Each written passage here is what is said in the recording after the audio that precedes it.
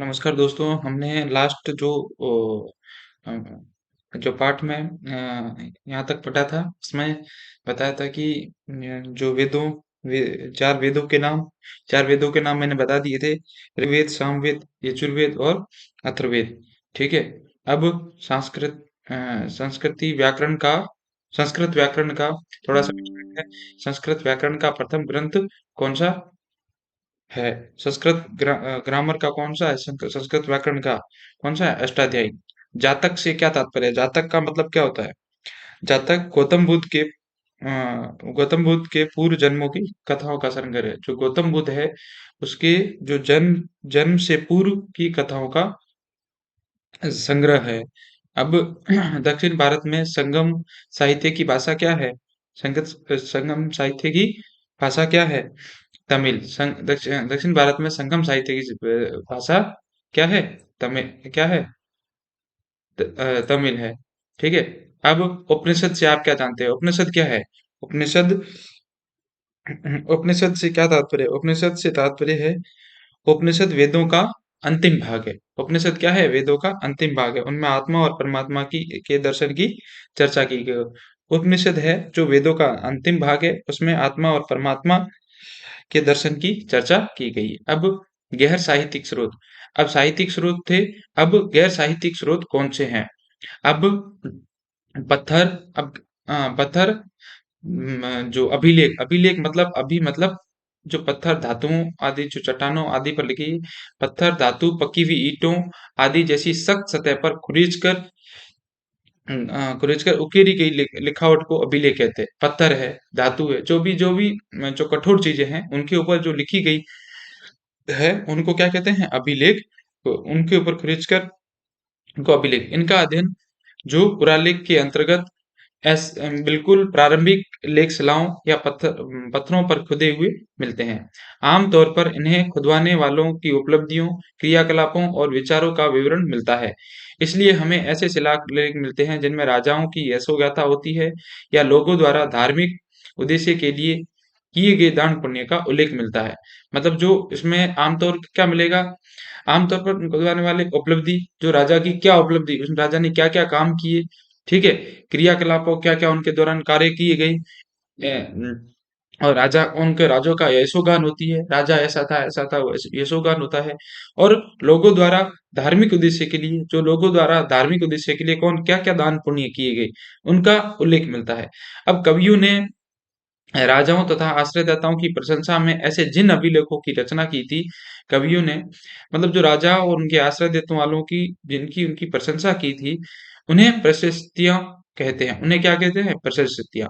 कुछ उत्कीर्ण लेखों में तारीखें दी हुई है, कुछ उत्कीर्ण लेख है, उनमें तारीखें भी दी हुई है। अन्य के समान अन्य के समान अनुमान जो पूरा लिपि शास्त्र है या लेखन शैली के आधार पर काफी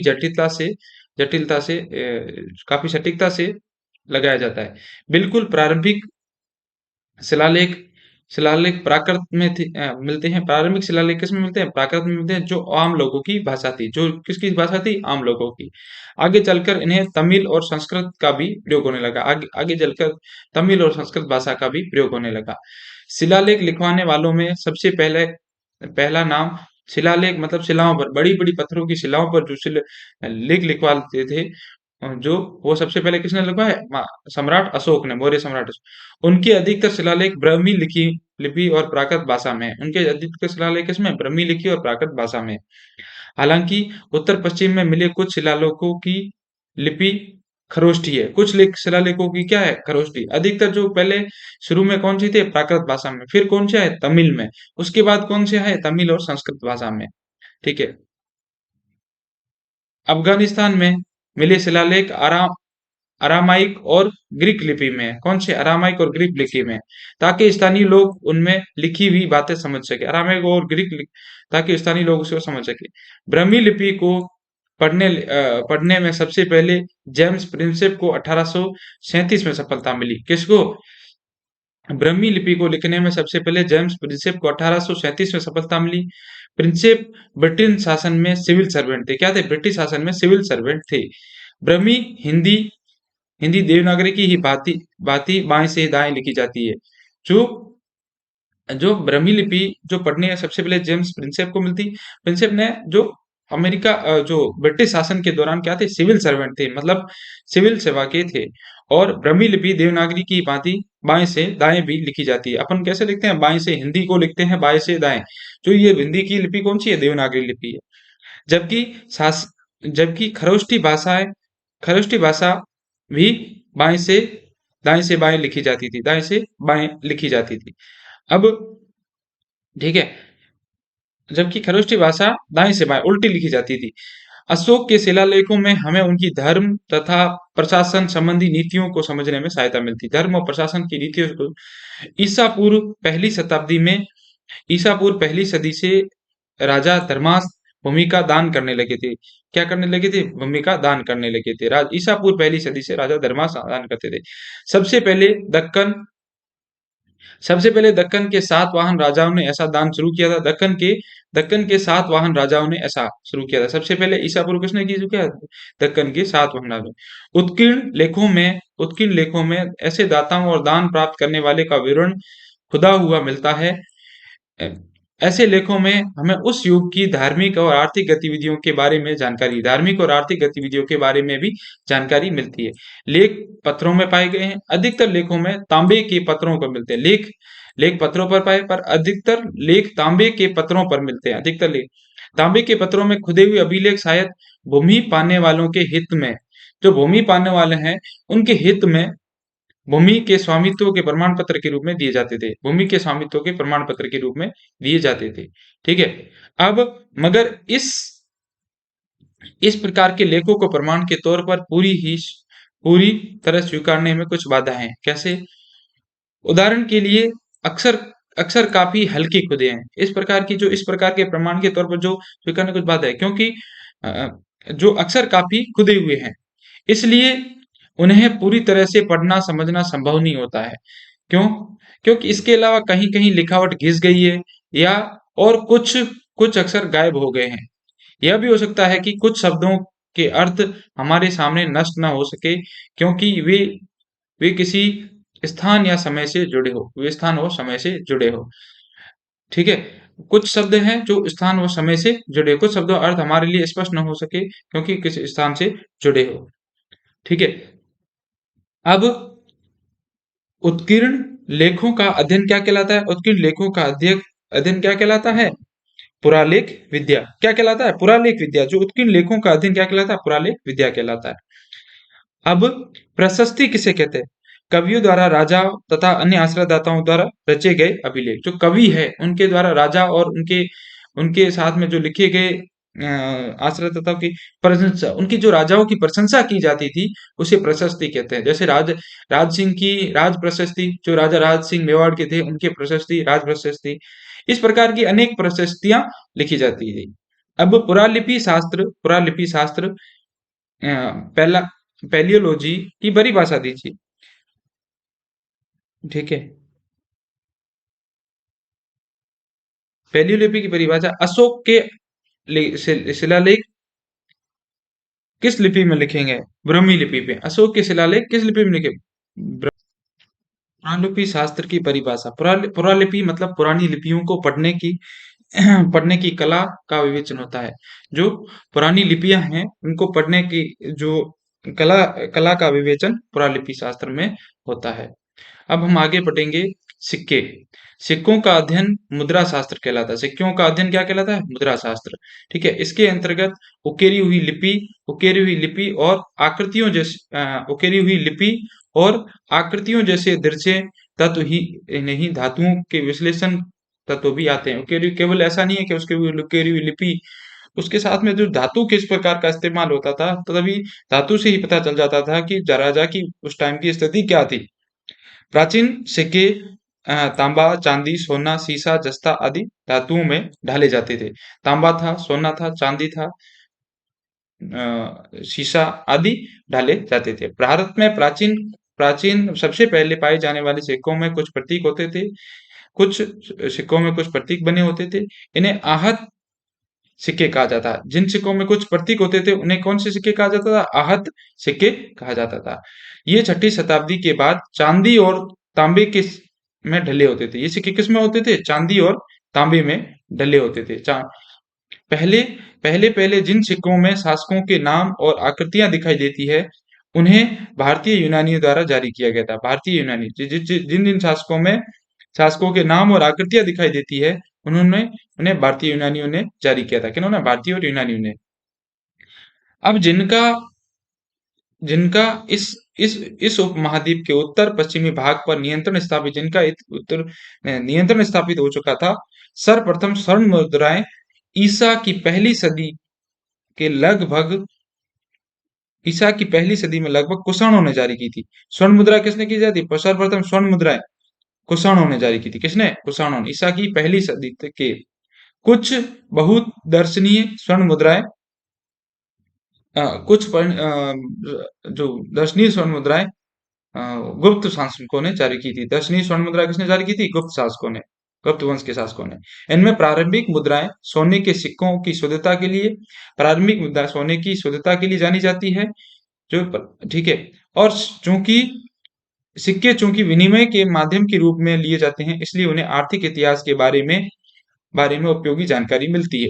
उनके आर्थिक इतिहास के लिए जो किस लिए सिक्के किसके लिए उन्हें? विनिमय के लिए, लेन देन के लिए यूज लिए जाते हैं। इसलिए आर्थिक इतिहास के बारे में उपयोगी जानकारी मिलती है।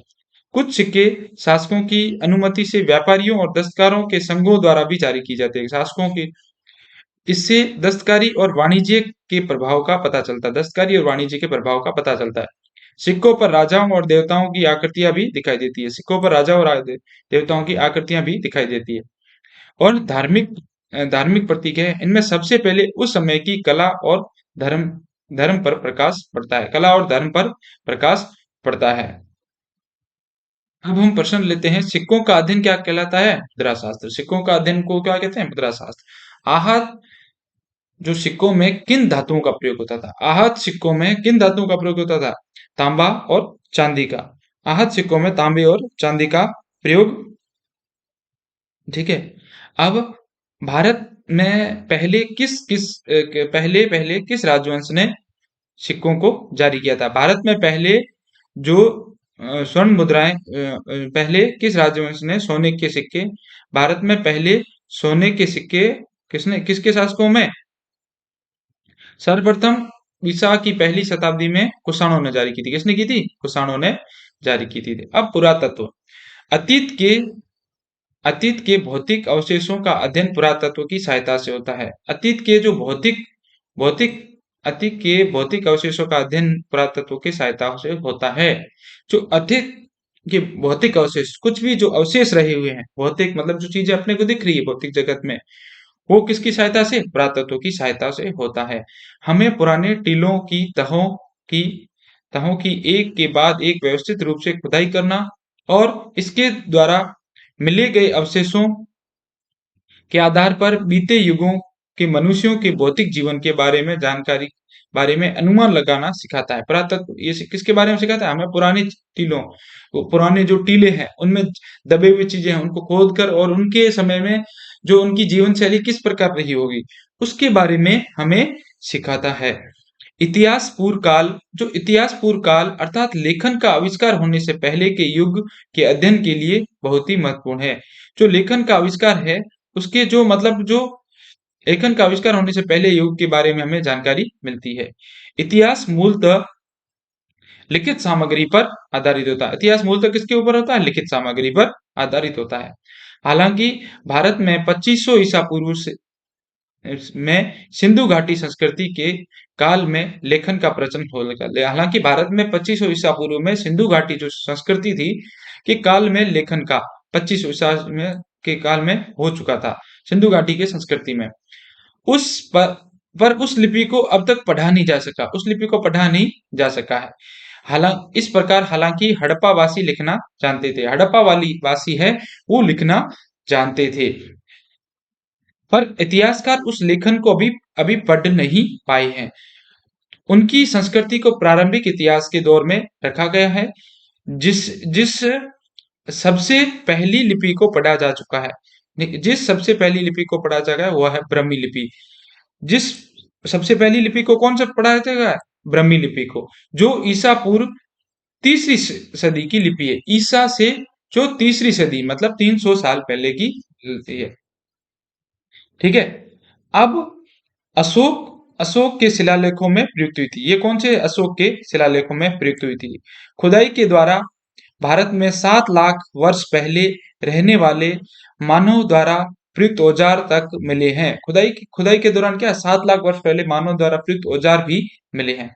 हड़प्पा स्थानों की खुदाई से वहां बस्तियों की योजना और लोगों को निवास स्थानों के स्वरूप को पता चला है। वहां के जो बस्ती की योजना तथा वहां लोग रहने वाले लोगों के स्थानों के स्वरूप के बारे में, वो लोगों के स्थानों के जो स्वरूप कैसा था, स्थानों का स्वरूप कैसा था, उसके बारे में जानकारी मिली।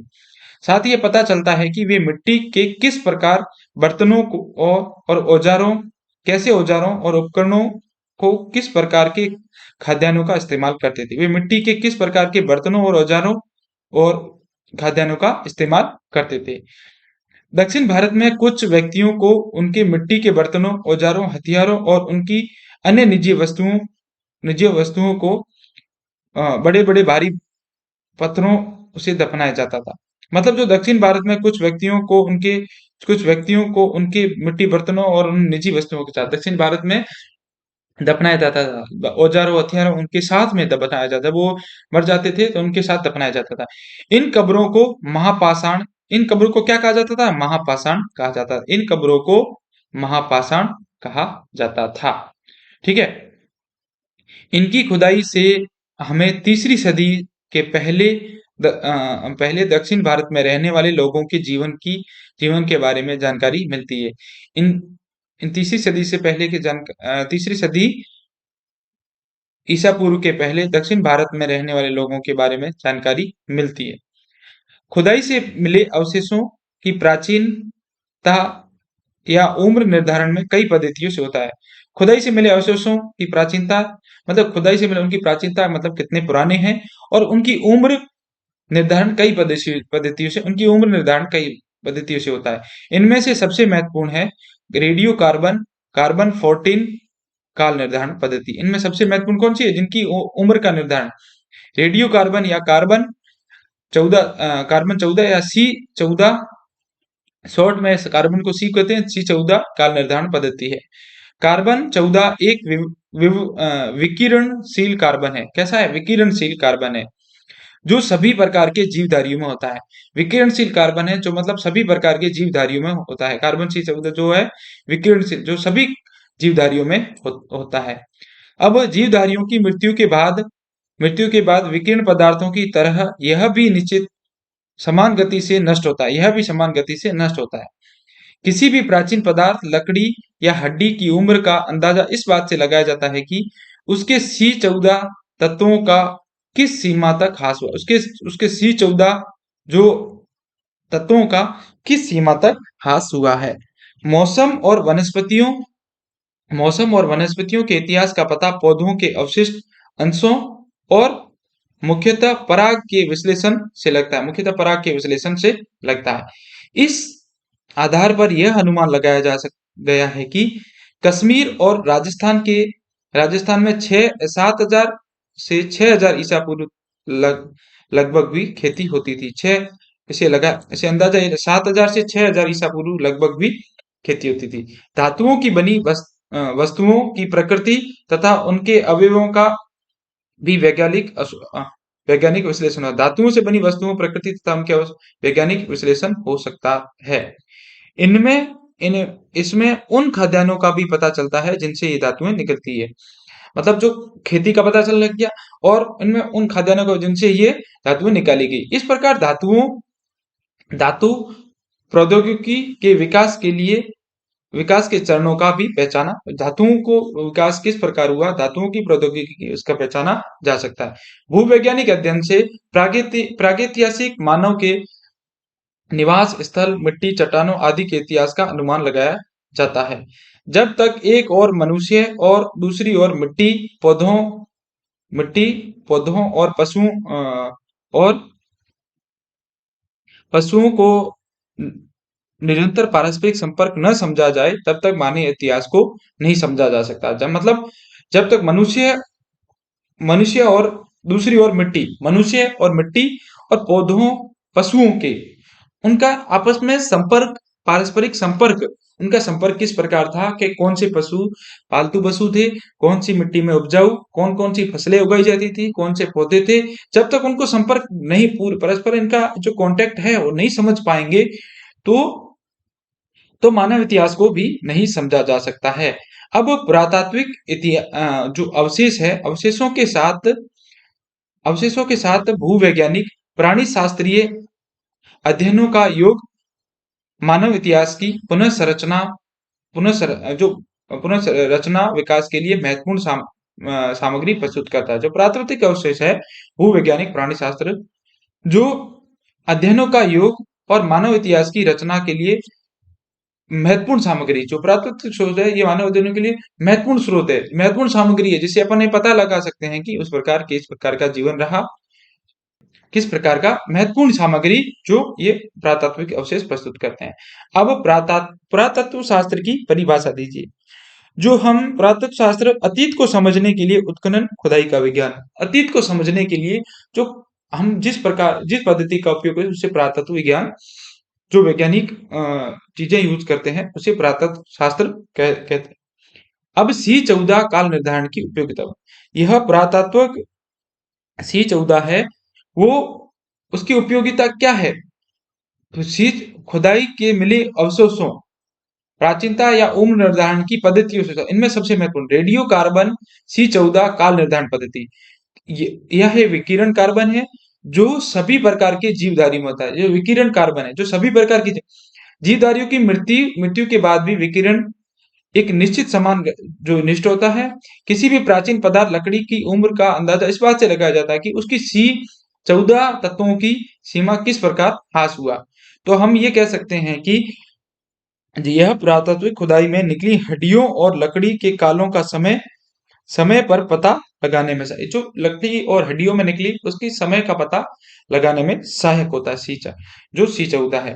तो मतलब C14 हर मनुष्य में पाया जाता है। उससे आधार पर अब हम विदेशी यात्रियों के तांत है वो हम अगले अध्याय में पढ़ेंगे, अगले जो पार्ट है उसमें पढ़ेंगे। धन्यवाद।